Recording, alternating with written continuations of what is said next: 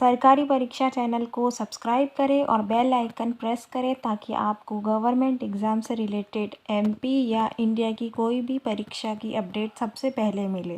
Thank you.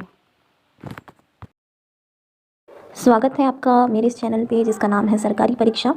और आज हम डिस्कस कर रहे हैं एमपी टेट वर्ग 2 का सिलेबस, जो कि प्री का सिलेबस है।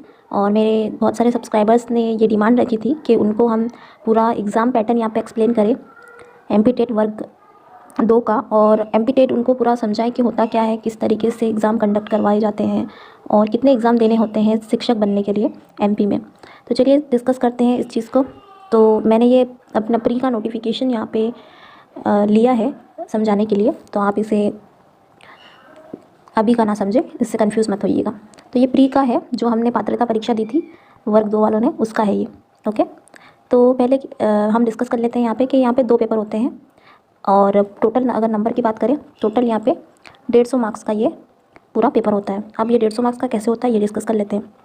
तो हमें पढ़ना क्या होता है, सबसे पहले हमें पढ़ना होता है हमें सबसे पहले अगर बात की जाए विषय वस्तु की, तो सामान्य हिंदी पढ़नी होती है हमें।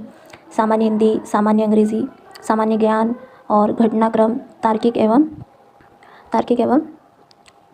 अंकिक योग्यता, और यहाँ पे शिक्षा शास्त्र में पढ़ना होता है। ये इनके नंबर्स यहाँ पे दिए हुए हैं।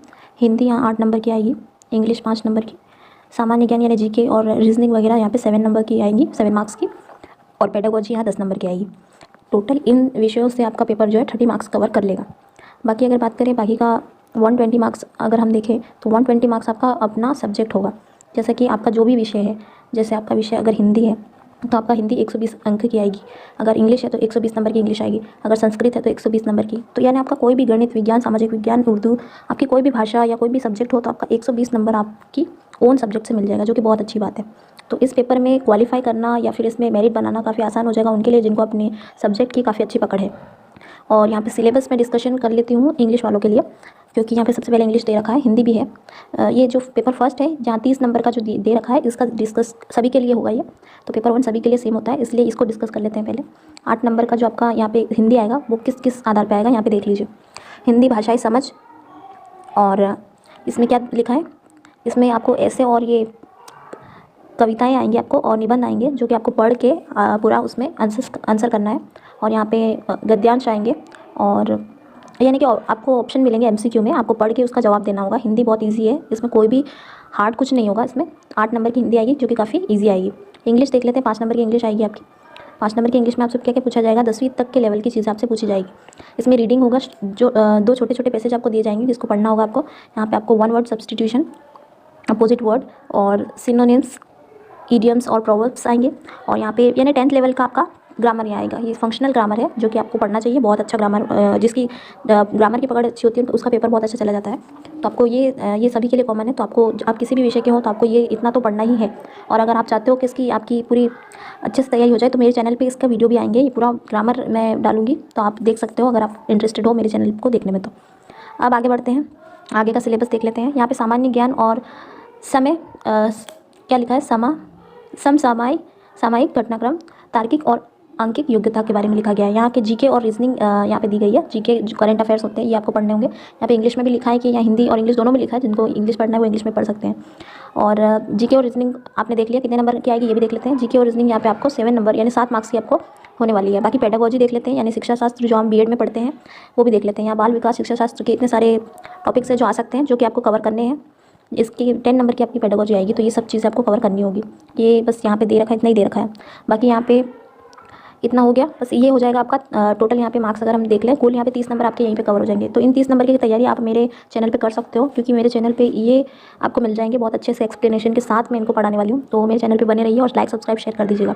बाकी बच्चा, ये 120 नंबर का जो आपका पेपर है, जो मेन पेपर जो रहेगा, ये मेन पेपर जो रहेगा ये आपको आप बहुत ज़्यादा डीप में पढ़ना है। और इसका आपको 10, 11, 12 सब कर लेना है अच्छे से। और जहाँ तक कि आप बात करते हैं कि सबसे ज़्यादा इंपॉर्टेंट अगर आपका पूछा जाएगा तो वो आपका, क्योंकि आपका मिडिल स्कूल है, तो आपका 6, 7, 8, 9 और 10 तक की आपको एनसीईआरटी बहुत अच्छे से करनी है। और आप एनसीईआरटी कवर कर लेंगे तो आपकी बहुत अच्छे से यहाँ पे तैयारी हो जाएगी। बाकी बात कर लेते हैं, यहाँ पे और डिटेल दी गई है। यहाँ पे 9 और 10 का भी विषय यहाँ पे आपको बुक्स पढ़नी होगी, क्योंकि यहाँ पे लिखा हुआ है प्री में और मेंस में दोनों के लिए ये बता रही हूँ मैं कि प्री और मेंस दोनों के लिए ही आपको 9 10 को भी आपको शामिल करना है। बहुत सारे चैनल्स कहते हैं कि 9 10 आपको मिडिल में नहीं पढ़ना है, जबकि आप खुद इनके नोटिफिकेशन में लिखा हुआ है कि आपको 9 10 का पढ़ना है।